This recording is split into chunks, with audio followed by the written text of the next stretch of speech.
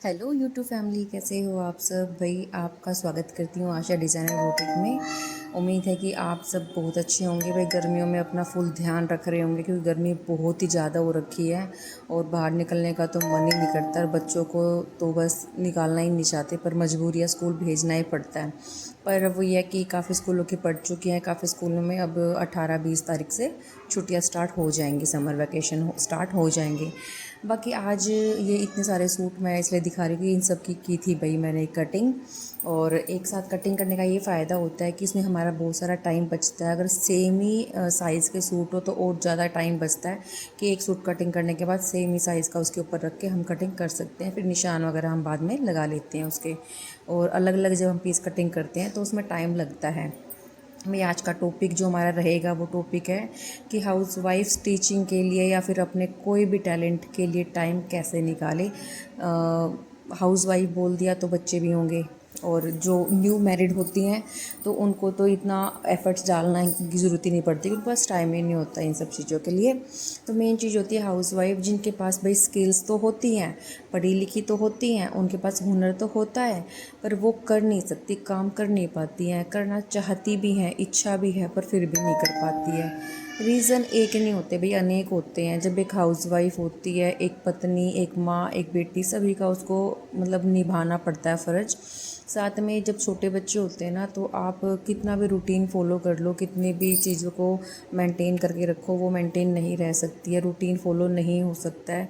रात को आप कितनी भी प्लानिंग कर लो कि सुबह उठ के भाई मैं ऐसा करूँगी, सुबह उठ के वैसा करूँगी, ये काम इतने बजे तक हो जाएगा या वो काम इतने बजे तक कर लूँगी, पर ये चीज़ें जब सुबह उठते हैं, रूटीन स्टार्ट होती है, सुबह मॉर्निंग स्टार्ट होती है, तब पता चलता है कि बच्चों के हिसाब से हमें काम करना पड़ता है, ना कि अपने हिसाब से काम करना पड़ता है।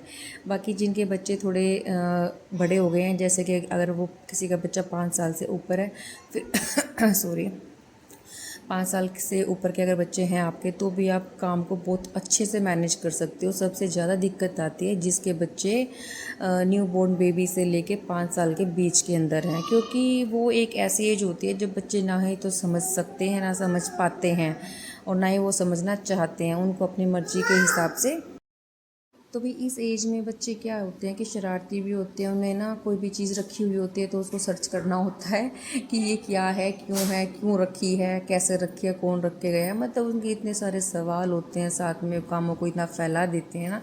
तो भाई घुमा फिरा के बात एक ही है कि छोटे बच्चों के साथ काम को मैनेज करना बहुत ही मुश्किल होता है। देखिए मेरे भी छोटे बच्चे हैं भाई, और मैं भी उनके साथ ही मैनेज कर रही हूँ। इनफैक्ट ये वीडियो भी मैंने तभी शूट की थी जब बच्चे इधर उधर घूम रहे थे, जिसमें कि मैंने वॉइस ओवर करके अब मैं ये वाली वीडियो बना रही हूँ। भाई मैं मेनली चीज़ ये आज की वीडियो में कि जो हाउसवाइफ होती है ना, मान लो कि मैं हाउसवाइफ हूँ और मेरे 2 बच्चे हैं, तो मैं अपना रूटीन कैसे मैनेज करती हूँ। भाई 1% भी मैनेज नहीं होता था, पर आज से मैंने ना डिसाइड किया है। क्योंकि हमारी लाइफ में ना एक ऐसा पॉइंट ज़रूर आता है कि जब आदमी या लेडीज़ कोई भी हो, उसको लगता है बेटा, तो उनको लगता है कि अब हमें अपनी लाइफ में कुछ स्टार्ट कर देना चाहिए। अगर आपके पास स्किल्स है ना तो आप कर दो, आपको वेट बिल्कुल भी नहीं करना चाहिए। आपको स्किल्स अगर आपके पास है तो वो काम स्टार्ट कर देना चाहिए। उससे बेनिफिट ये होता है, देखो भाई जो बाहर लेडीज़ काम करने जाती है ऑफिस वगैरह में, देखो उनकी तो अलग ही रिस्पेक्ट होती है, अलग एक स्टैंडर्ड होता है फैमिली के अंदर, एक ही बात सुनने के लिए मिलती है। आपने कभी नोटिस किया होगा कि भाई दो दौरानी जिठानी है और एक बाहर कमाने जा रही है, एक सिर्फ घर का काम संभाल रही है। बेचारी वो दोनों फैमिली को संभाल के चल रही है, पूरा दिन घर का काम कर रही है, फिर भी उसको वो रिस्पेक्ट, वो वैल्यू, वो इज्जत नहीं दे पाते हैं घर के लोग, जो दूसरी को देते हैं, क्योंकि भाई वो पैसे बाहर से कमा के लेके आ रही है। तो मेन चीज़ आज के टाइम पे पैसे इतने इंपॉर्टेंट हो गए हैं कि हस्बैंड तक भी भाई सपोर्ट नहीं करते हैं, वो भी वैल्यू नहीं करते हैं अगर आप कुछ अर्निंग नहीं करते हो। अगर आप उनसे कोई पैसे वैसे नहीं मांग रहे हो, कोई चीज़ की डिमांड नहीं कर रहे हो, तो इतने तो आपकी लाइफ बहुत स्मूथ चलती है। पर जिस दिन आपने अपने खर्चे मांगने स्टार्ट किए, छोटी, क्योंकि लेडीज़ के भाई छोटे छोटे बहुत खर्चे होते हैं, ना करते करते भी 2,000-3,000 का एक महीने का खर्चा लेडीज़ का होता ही है। और जो बिल्कुल भी किसी भी चीज़ की शौकीन नहीं होती ना, तो भाई 1,000-500 रुपये का तो उनका भी खर्चा होता है महीने का। तो वो भी अगर हम हस्बैंड से मांगते हैं ना तो उन्हें एक पल के लिए लगता है कि ये तो बस दुखी करने के लिए आई है। मतलब वो होता है यार, मैंने ना बहुत लोगों को देखा है, मेरी फ्रेंड्स हैं कुछ जिनके जो फैमिली है बहुत रिच फैमिली है, बट फिर भी ना उन्हें एक एक रुपये अपनी हस्बैंड से, सास से, मतलब सासू माँ से ऐसे मांगना पड़ता है अपनी ज़रूरत को पूरा करने के लिए। अगर उन्हें बालों में लगाने के लिए कोई क्लिप भी लेनी है ना, कोई इयरिंग्स पसंद आ गई, वो इयरिंग्स भी डुप्लीकेट वाले, मैं कोई गोल्ड ज्वेलरी की बात नहीं कर रही हूँ, नॉर्मल डुप्लीकेट भी जो 150 रुपये में ईजिली आ जाते हैं, तो उनके लिए भी उनको सासू माँ से, हस्बैंड से पैसे मांगने की ज़रूरत होती है कि हमें ना ये चीज़ चाहिए। तो उस टाइम पे जब वो पूछते हैं ना कि तुम्हें क्यों चाहिए, अगर आप इमेजिन करो आप 100 रुपये किसी से मांग रहे हो और वो कहे क्यों चाहिए, जबकि उन्हें पता है कि आप कोई फेंक के नहीं आओगे, कोई गलत जगह उसको यूज़ नहीं करोगे, 100 रुपये की क्या वैल्यू होती है, फिर भी क्यों चाहिए, जब ये वर्ड आता है तो बहुत अलग सी फीलिंग होती है। मेरे साथ तो ऐसा होता है भाई, और सभी लेडीज़ के साथ होता है, कुछ बताती हैं कुछ नहीं बताती, कुछ सहन कर लेती है, कुछ एक्शन ले लेती हैं। तो मेरे साथ ऐसा कुछ हुआ तो नहीं है, पर हाँ अगर मुझे लगता है कि अगर ऐसे हाथ पे हाथ रख के बैठे रहेंगे, कुछ नहीं करेंगे, तो ज़रूर एक न एक दिन ऐसा ज़रूर आएगा कि हमें भी मांगना पड़ेगा, फिर हमसे भी पूछा जाएगा। क्योंकि अभी तो देखो भाई, मायके जाते हैं तो मायके वाले भी सपोर्टिव हैं, तो वो अच्छे खासे मतलब हमारी हेल्प कर देते हैं इन चीज़ों में कि भी कभी मेरे को मांगने की ज़रूरत नहीं पड़ती किसी से भी। पर इन केस कोई बड़ा ही खर्चा हो, 15-20 हज़ार का, 30 हज़ार का, उस टाइम पर जब हम मांगते हैं ना तो हमेशा यही बोलते हैं, उस टाइम यही बोलते हैं कि फ़ालतू ये खर्चे ना करो, ये इतनी सारी ड्रेसेस तो आपके पास हैं, मतलब पर बहुत सारी चीज़ें होती हैं ऐसी। तो यही बहुत इम्पोर्टेंट रीज़न है मेरी लाइफ में काम करने का। जो चीज़ अभी स्टार्ट नहीं हुई है, इन फ्यूचर वो स्टार्ट हो से पहले ही अपना बैकअप हमें बना के रखना चाहिए। तो भाई मैं आप सभी से भी यही रिक्वेस्ट करती हूँ, जो मेरी बहन के पास स्किल्स है ना, उस स्किल्स का यूज़ करो। और टाइम तो देखो भाई निकालना पड़ेगा, चाहे मैं हूँ चाहे आप हो, टाइम किसी के पास नहीं होता। बच्चों के साथ में एक हाउस वाइफ के पास इतनी सारी जिम्मेवारी होती है, घर का काम होता है, टाइम पे सबको खाना, कपड़े, हर चीज़ को ऑर्गेनाइज़ करना, बहुत ही टाइम पूरा दिन निकल जाता है। पर कुछ भी करो भाई, कुछ भी करो, आधा घंटा 1 घंटा ज़रूर निकालो अपनी स्किल्स के लिए। भी उस 1 घंटे में ना आप इतना कुछ कर सकते हो जो आपने कभी सोचा भी नहीं होगा।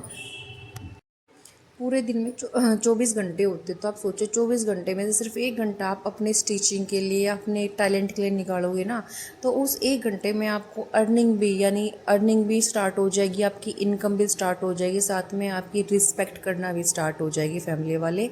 जो लोग अब तक ये बोलते थे कि करती क्या है, घर का ही तो काम करती है, जो बाहर जाते हो पूरा पूरा दिन बाहर कमाते हैं, इतनी सर्दी में जाते हैं तो ठंड में मतलब बाहर जाते हैं, गर्मियों में जाते हैं तो कहते हैं कि इतनी लू चल रही है, इतनी गर्मी हो रही है, फिर भी बाहर कमाने जा रहे हैं, तो घर में एसी में पड़ी हुई है, तो करती ही क्या है, झाड़ू पोछा करती है।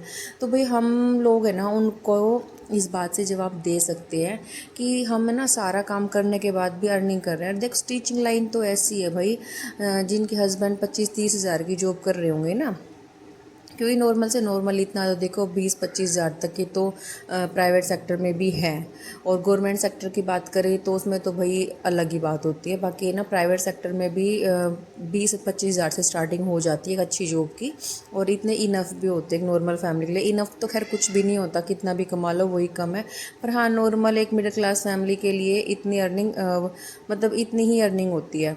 तो आप है ना यकीन नहीं मानोगे, रोज़ का सिर्फ 1 घंटा स्टिचिंग को दे के ना आप अपने हस्बैंड के बराबर कमा सकते हो। क्योंकि ये सबको पता है भाई स्टिचिंग में कितनी कमाई है, कितना मतलब क्रेज़ हो रखा है फैशनेबल सूटों का, गले के अलग डिज़ाइन, सूटों के अलग डिज़ाइन, ब्लाउज का अलग डिज़ाइन, और मुँह मांगी रकम लेते हैं टेलर, क्योंकि मैंने भी दी है। तो इसीलिए मैं आप सबको कह रही हूँ भाई अपना काम स्टार्ट करो, किसी के साइड मत देखो। बस आप सबसे यही रिक्वेस्ट है। और अगर वीडियो आपको अच्छी लगे तो बस शेयर ज़रूर करना, और कमेंट सब्सक्राइब करना ना भूलना। थैंक यू सो मच, मिलते हैं अगली वीडियो में।